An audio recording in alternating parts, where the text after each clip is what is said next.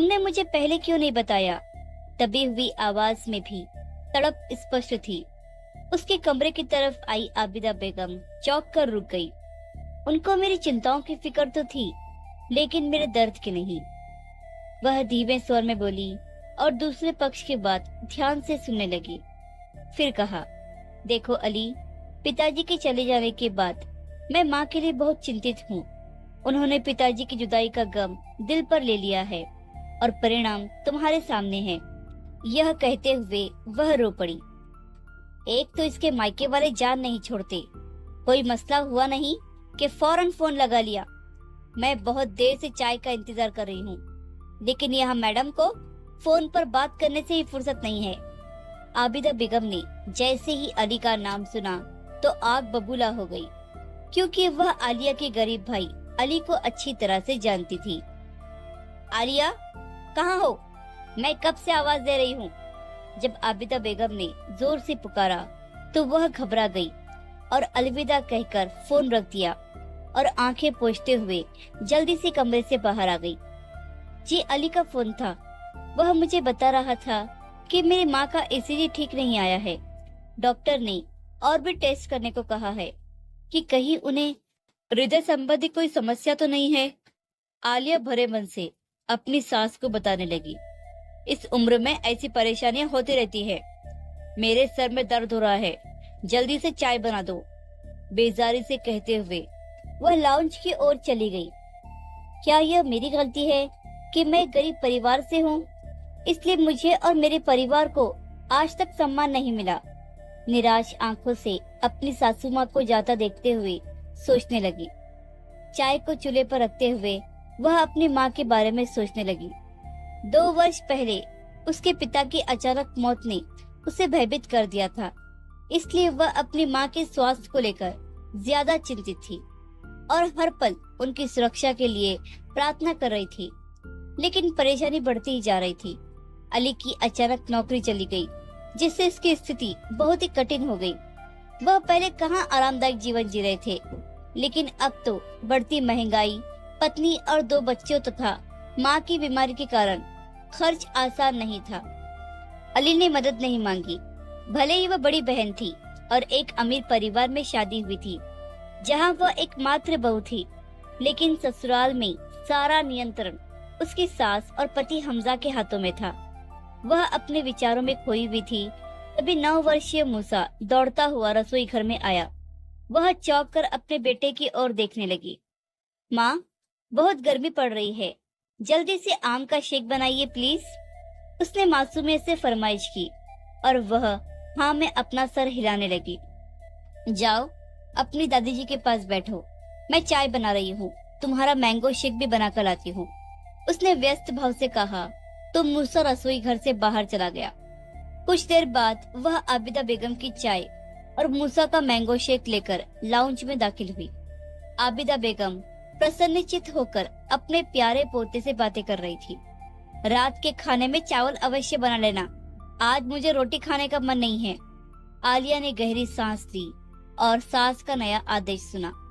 हमजा के आते ही वह कुछ समय के लिए अपनी माँ से मिलने जाना चाहती थी, लेकिन वह आबिदा बेगम की मांग पूरी किए बिना घर से नहीं जा सकती थी।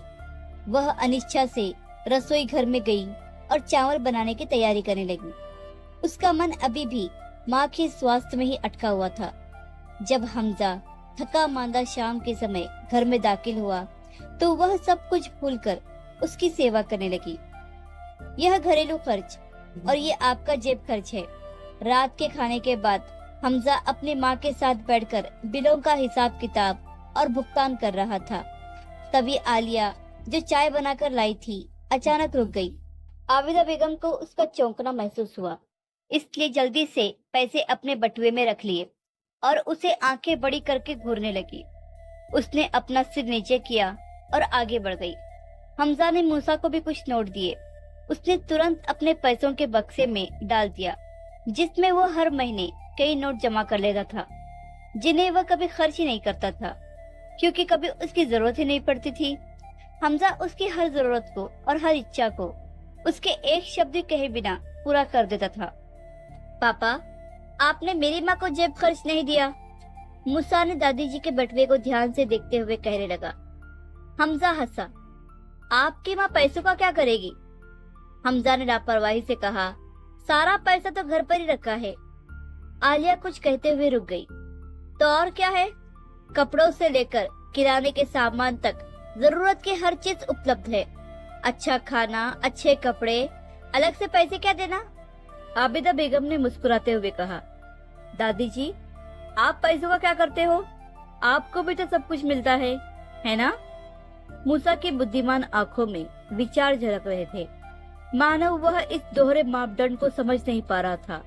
जो चीज उसकी दादी जी के लिए सही थी, वह उसकी माँ के लिए गलत कैसे हो सकती है? बेकार सवाल मत पूछो। मेरे ऊपर कई जिम्मेदारियां हैं। तुम्हारे दोनों बुआ और उनके बच्चों को भी कुछ देना दिलाना पड़ता है। कभी भी कुछ भी जरूरत पड़ सकती है। पैसा पास होना चाहिए। जब आबिदा बेगम ने डांट कर कहा तो वह मुंह बनाकर चला गया। 2 साल की हानिया के रोने की आवाज सुनकर आलिया भी कमरे में चली गई। मुझे सब पता है, उसकी माँ ही उसे यह सब सिखाती है, अन्यथा बच्चा क्या समझेगा? वह बड़बड़ाई।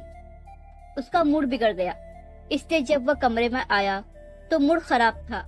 आलिया से बात किए बिना वह हानिया के साथ खेलने लगा। वह जो उसे अपनी माँ की बीमारी के बारे में बताना चाहती थी, जब उसने उसका ऑफ मूड देखा तो असहाय होकर अपने हाथ मलने लगी। क्या बेटे को गलत बातें सिखाकर भी शांति नहीं मिली, जो इतनी बेचैनी से इधर उधर घूम रही हो?